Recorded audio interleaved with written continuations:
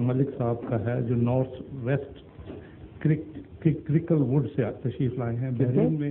مشکل فرق لگ رہی ہے آپ بیان نہیں ہو رہا. کرکل ووڈ حضور یہ بحرین میں ایک لمبا عرصہ رہ چکے ہیں. کہاں؟ بحرین. یہ تشریف بحرین لفظ ہے یا بحرین ہے؟ بحرین ہونا چاہیے.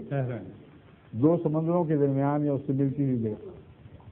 چاروں طرف سے سمندر ہیں مگر بحرین کا لفظ کو مجھے عربی میں سمجھ نہیں آ رہی. بحرین ہو سکتا ہے. ٹھیک ہے. آپ ہیں؟ اچھا ٹھیک ہے.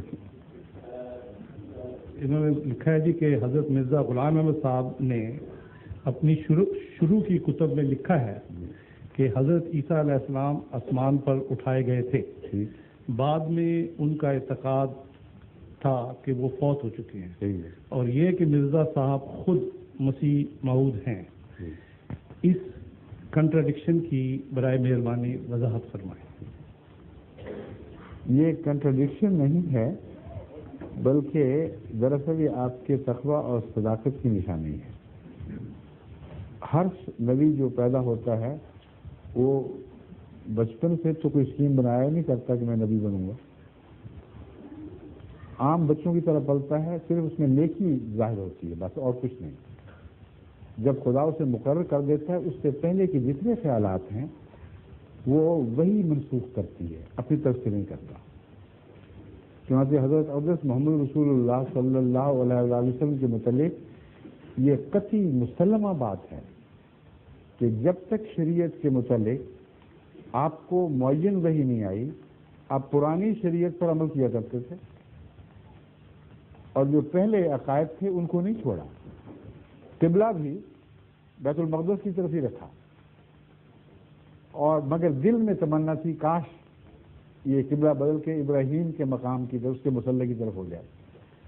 تو یہ جو پرانے عقائد ہیں ان پر عمل رکھنا, ان کو سوچنا قطع نظر اس کے کہ وہ صحیح ہیں کہ نہیں, یہ بھی تقویٰ کی نشانی ہے.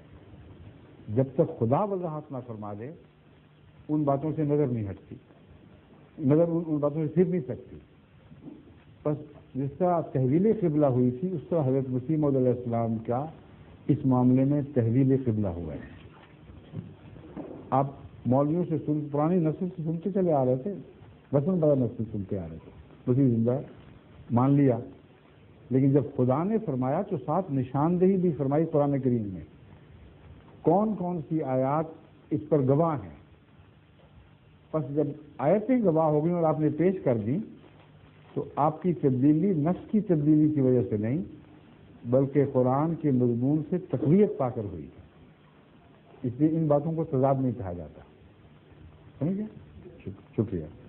ظہور مہدی آخر